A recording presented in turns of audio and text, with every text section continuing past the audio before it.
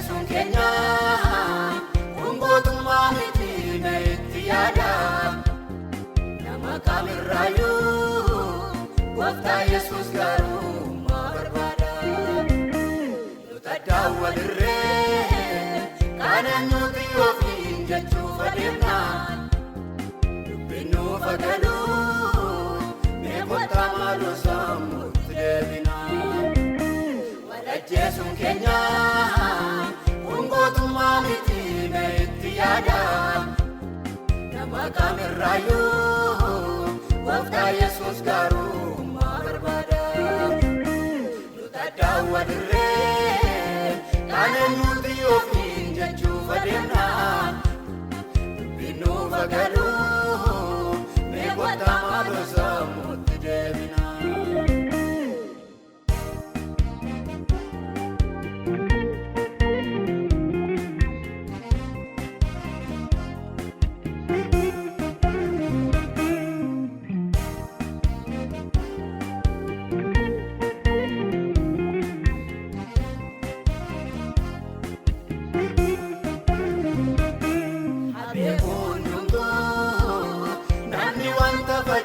Akka galfatu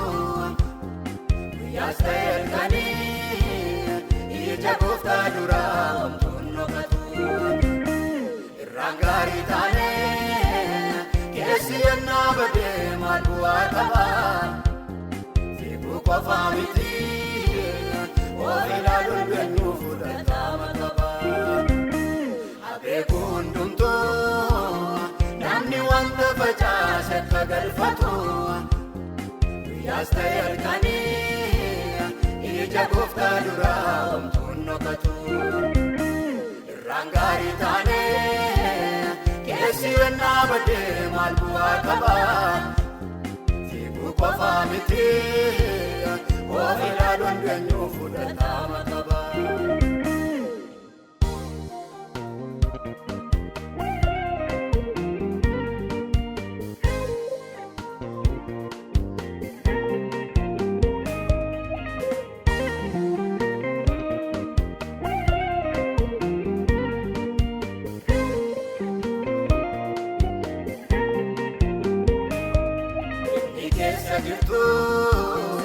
Inni haala jirtu silaala jigee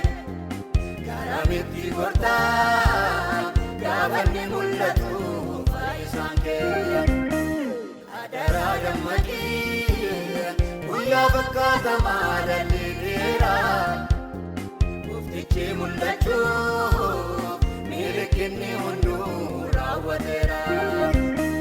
inni keessa jirtu. Inni haala jirtu silaala jigee garamitti gortaa gaafanni mul'atu faayisaan kee adaraa dammaqii guyyaa fakkaatamaa dhalli dheeraa Gooftichi mul'achuuf milikinni hunduu raawwateera isin ta'uu kareela beelina ajjeesee isin ta'uu lubbuu namaaf Yesuus wabii ta'ee gatii namaa adda addaan kan kennu Gooftaan deebii dhufaa of eeggadhu akka hin taane obbolee godhumni kee dhufaa isin ta'uu kareela beelina ajjeesee tujuuraa ta'ee isin ta'uu lubbuu namaaf Yesuus wabii ta'ee gatii namaa adda addaan kan kennu Gooftaan deebii dhufaa of eeggadhu akka hin taane obbolee godhumni kee dhufaa. Mee wal dhaggeeffannaa obbolaa koo.